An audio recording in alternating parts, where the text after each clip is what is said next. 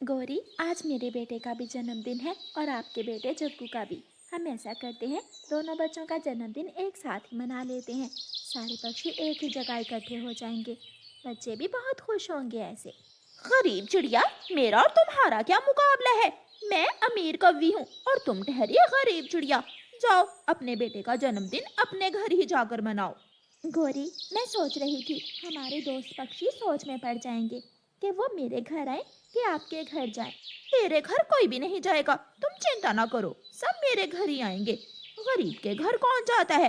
मैं अच्छे अच्छे खाने बनाऊंगी, बड़ा केक लाऊंगी और तुम तुम बनाओगी हलवा, है ना? ऐसा ही है ना? चिड़िया दुखी होकर वहाँ से चली जाती है। मम्मा, मैं अपने दोस्त कीकी और छोटे तोते को बताऊं कि आज मेरा जन्मदिन है। हाँ बेटा, आप अपने दोस्तों को बताओ और मैं बड़े पक्षियों को बता आती हूँ। कीकी कीकी, आज शाम आप मेरे घर आ जाना, आज मेरा जन्मदिन है। हम सब मिलकर मेरा जन्मदिन मनाएंगे। क्या केक भी कटेगा? छोटा केक लाएंगी मेरी मम्मा, लेकिन कैंडल्स के लिए तो मम्मा के पास पैसे नहीं है। गौरी आंटी के बेटे जग्गू का भी जन्मदिन है, सुना है वो बड़ा केक काट रहे हैं और गाना बजाना भी होगा। सब पक्षी डांस करेंगे और गौरी आंटी ने घर में रंग बिरंगी लाइट्स लगाकर घर को भी सजा रखा है। जन्मदिन तो एक बहाना है सबके साथ मिलकर बैठने का, खुशियों को मिलकर मनाने का।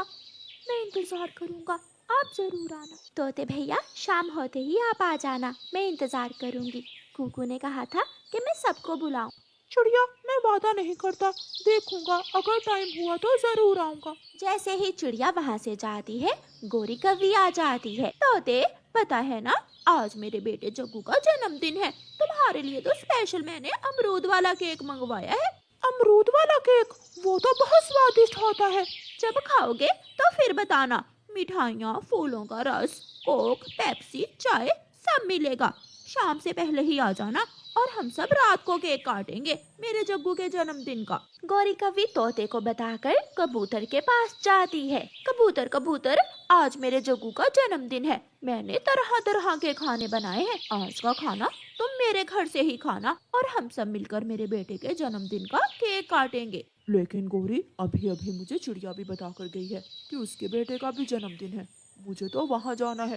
क्या मिलेगा तुझे वहाँ जाकर? सूखा दाना, वो तो तुम हर रोज घर में भी खाते हो। वो गरीब चिड़िया क्या दे सकती है किसी को? उसके पास तो अपने बच्चों को देने के लिए दाना नहीं है। गौरी कौवी वहाँ से चली जाती है और बाजार जाकर चीजें खरीदने लगती है। वो बड़ा चॉकलेट केक और एक डिब्बा कैंडल्स का। शाम हो जाती है। गोरी कौवी ने अपने घर को अच्छी तरह सजा लिया था। जग्गू कौवा सर पर बर्थडे कैप लिए घर के बाहर बैठा हुआ था। मम्मा, शाम तो हो गई, अभी तक कोई भी पक्षी हमारे घर नहीं आया। मैंने तो सबको बता दिया था। कुकू बेटा, क्या आपने कीकी और छोटे मिठू को बताया था? हाँ मम्मा, मैंने भी सबको बताया था, लेकिन अभी तक कोई भी नहीं आया। कुकू उदास होकर अपने घर से बाहर निकल कर बैठ जाता है। कुकू को तालियों की आवाज सुनाई देती है। गौरी कौवी के घर में सारे पक्षी जमा हो गए थे।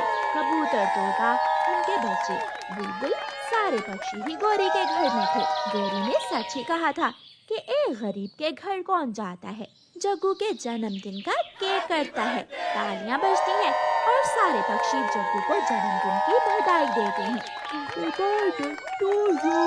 Happy birthday dear Jaggu. Happy birthday dear Jaggu. सब केक खा रहे थे। कुकी के कानों में सारी आवाजें बज रही थी। वो रोने लगता है। इसलिए कोई भी मेरे घर नहीं आया। मेरे दोस्त भी नहीं आए। नहीं मनाऊंगा, आज के बाद मैं कभी भी अपना जन्मदिन नहीं मनाऊंगा। मम्मा चिड़िया घर में मीठा हलवा बना रही थी। कुकू रोते रोते पेड़ की डाल पर बैठा ही सो जाता है। कुकू, मेरे दोस्त, मैं हूँ ना, मैं करूँगी तुमसे दोस्ती। क्या तुम मुझसे दोस्ती करोगे? हाँ जरूर। लेकिन क्या आप मेरे जन्मदिन पर आओगी? मैं भी आऊंगी और मेरी सारी सहेलियां भी। लेकिन आपको एक काम करना होगा। काम? कौन सा काम? आप झरने के पास आकर हम सबको अपने घर ले जाओ। मैं आपका इंतजार कर रही हूँ। लेकिन मेरे पास बर्थडे केक नहीं है। मेरे पास केक नहीं है। मम्मा घर से बाहर आती है। कुकू, कुकू बेटा, उठ जाओ। मम्मा, आपने मेरा सपना तोड़ दिया। मेरी दोस्त सुंदर परी मेरे लिए बड़ा केक लेकर आ रही है। मम्मा, मैं जा रहा हूँ, मैं उसे लेने जा रहा हूँ। कुकू बेटा, क्या बच्चों वाली बातें कर रहे हो? घर आ जाओ। लेकिन कुकू वहाँ से उड़ जाता है। कुकू तेजी से उड़ता हुआ झरने पर जाता है। मैं आ गया। सुंदर परी, आप कहाँ हो? आप कहाँ हो? मैं आ गया। कोई भी कुकू की आवाज का जवाब नहीं देता। कुकू वहाँ बैठकर रोने लग जाता है। मेरा कोई दोस्त नहीं है, ये सपना झूठा था। मम्मा सच ही कहती है कि सपने हमेशा झूठे होते हैं। पीछे से कोई कुकू के कंधे पर हाथ रखता है। लेकिन कुछ सपने सच्चे भी होते हैं। मैं आगे हूँ, मैं हूँ ना, मैं करूँगी आप जैसे गरीब पक्षियों से दोस्ती। सुंदर परी को देखकर कुकू बहुत खुश हो जाता है। क्या मेरा सपना सच्चा था?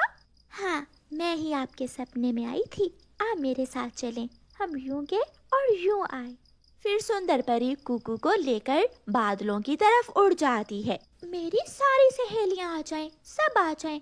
आज हमें मेरे नए दोस्त का जन्मदिन मनाने जंगल की तरफ जाना है। सुंदर परी ऐसे आवाज देती है तो बादलों से रंग बिरंगी परियां निकलकर आने लगती हैं। हर परी के पास गिफ्ट था। कुकू बहुत हैरान होकर सबको देख रहा था। अब चले मेरे दोस्त, देर हो रही है। मम्मा को विश्वास नहीं होगा कि मेरा सपना सच्चा हुआ। फिर सारी परियां कुकू के साथ कुकू के घर जाती हैं। कुकू, कुकू बेटा, ये सारी परियां यहाँ क्यों आई हैं? परियां एक आवाज में बोलती हैं। हम सब कुकू का जन्मदिन मनाने आई हैं। ये आवाज जंगल में दूर तक जाती है और सारे पक्षी ये आवाज सुनकर कुकू के घर की तरफ खींचे चले आते हैं। एक बड़ा सा केक कटता है और सारी परियां कुकू को जन्मदिन की बधाई देती हैं और अपने अपने गिफ्ट्स देती हैं। कुकू के पास गिफ्ट्स का ढेर लग जाता है। पक्षी भी पहुंच जाते हैं। चिड़िया, कुकू का जन्मदिन तो जग्गू से भी अच्छा हो गया। कुकू बहुत खुश था और बोलता है, मैं गरीब नहीं हूँ। देखिए, मेरी दोस्ती परियों से है। कबूतर भैया, जब गरीब के दिल से आवाज निकलती है तो दूर तक जाती है और शायद परियां कुकू की आवाज सुनकर ही आई हैं। और फिर वो परियां अपने देश चली जाती हैं। रानो चिड़िया की ऐसी कहानियाँ सुनने के लिए YouTube सर्च बार में रानो चिड़िया की कहानी लिखें या फिर ये बटन दबाकर बोलकर कहें रानो चिड़िया की कहानी। ये कहानी एक पुराने जंगल की है जहाँ सारे पक्षी बहुत प्यार से मिलजुल कर रहते थे। मगर अब कुछ दिनों से उस जंगल में भोजन की बहुत कमी हो गई थी, इसलिए सारे पक्षी बहुत परेशान थे। कबूतर भैया, क्या आपको कुछ मिला है? मैं तो जैसे खाली हाथ गई थी वैसे ही खाली हाथ लौटी हूँ। नहीं चिड़िया, मैं तो थक गया हूँ, मगर अभी तक एक दाना भी नहीं मिला। मेरे बच्चे भी बहुत भूखे हैं। मैं अपने घर जाने से डर रही हूँ। मुझ में हौसला नहीं है कि कैसे मैं अपने बच्चों को भूखा देख सकूंगी। चिड़िया, आप चिंता ना करें। अगर ऊपर वाले ने चाहा तो हमें भोजन जरूर मिलेगा। चलो हम कालू कौवे के पास जाते हैं। फिर चिड़िया और कबूतर कालू कौवे के पास चले जाते हैं। कालू, ये मीठा फल तुम कहाँ से ले आए हो? हमें तो पूरे जंगल में ऐसा फल कहीं से नहीं मिला। मैं कालू कौवा हूँ, मैं तो किसी न किसी तरह भोजन ढूंढ ही लेता हूँ। मगर कालू कौवे, तुम ये मीठा फल लाए कहाँ से हो? मैं ये मीठा फल पहाड़ों के पास से लाया हूँ। पहाड़ों के पास? वहाँ तो बड़ी खतरनाक लूमड़ रहती है। हम तो डर के मारे उस दिशा में जाते ही नहीं हैं। वो लूमड़ सो रहा था। मैं चोरी से गया और मीठा फल तोड़कर भाग आया। कालू कौवा वो मीठा फल उठाकर वहाँ से चला जाता है। फिर दूसरे दिन कालू कौवा फिर से पहाड़ों की तरफ मीठा फल लेने जाता है, मगर आज लूमड़ जाग रहा था। वे काले कौवे, तुम्हारी हिम्मत कैसे हुई मेरे जंगल में आने की? कौवा जानता था कि अगर अब उसे मीठे मीठे फल खाने हैं तो किसी न किसी तरह उसे लूमड़ से दोस्ती करना होगी। फिर कालू कौवा लूमड़ से कहता है, लूमड़ मेरे दोस्त, मैं मीठे फल खाने नहीं बल्कि आपसे बात करने आया हूँ। बोलो काले कौवे, क्या बात करने आए हो तुम? क्या हम दोनों दोस्ती नहीं कर सकते? मेरे जंगल में मीठे फल नहीं हैं, मगर ढेर सारे छोटे छोटे पक्षी हैं जो तुम्हें बहुत पसंद हैं, और तुम्हारे जंगल में जो मीठे फल हैं वो मेरा भोजन है। कौवे की बात सुनकर लूमड़ मुस्कुराता है। तो ये बात है, मुझे भी मांस खाए कई दिन हो गए हैं। अगर तुम मुझे छोटे पक्षी खाने को दोगे तो मैं भी तुम्हें मीठे फल खाने देता हूँ। मित्र, मेरे दोस्त बन जाओ और फिर रोज मैं आपको एक नया शिकार दिया करूँगा। ऐसे लूमड़ और कौवे में दोस्ती हो जाती है। कौवा लूमड़ के जंगल से मीठे मीठे फल खाता है और फिर लूमड़ से कहता है, दोस्त, अब मेरी बारी है कि मैं तुम्हारी सेवा करूं। कल जब सारे पक्षी भोजन की खोज में दूर जाएंगे तो मैं तुम्हें फोन कर दूंगा। तुम जल्दी से हमारे जंगल वाले हिस्से में आ जाना और मैं आपको किसी न किसी पक्षी के घर ले जाऊंगा। देख लेना कौवे, अगर कोई होशियारी की तो मुझे भी लूमड़ कहते हैं। पूरे जंगल में सबसे चालाक जीव हूँ मैं। दोस्त, मैंने तुम्हें दोस्त कहा है, मैं वादे का पक्का हूँ। ऐसे कौवा जी भर के मीठे फल खाता है और दो चार अपनी चोंच में लेकर वहाँ से चला जाता है। अगले दिन सब पक्षी भोजन लेने जाने की तैयारी कर रहे थे। चिड़िया भी अपने बच्चों को समझा रही थी। बच्चों, दरवाजा न खोलना, चुपचाप घोंसले में लेट जाना। जब मैं शाम को आऊंगी तो फिर दरवाजा अंदर से खोलना। मम्मा, ठीक है, आप चिंता न करें, आप भोजन लेने जाएं। कबूतर भी अपने बेटे को समझाता है। कि मेरे बेटे, हम आज शाम देर से लौटेंगे, अपना ख्याल रखना। सब पक्षी इकट्ठे होकर भोजन लेने निकल जाते हैं।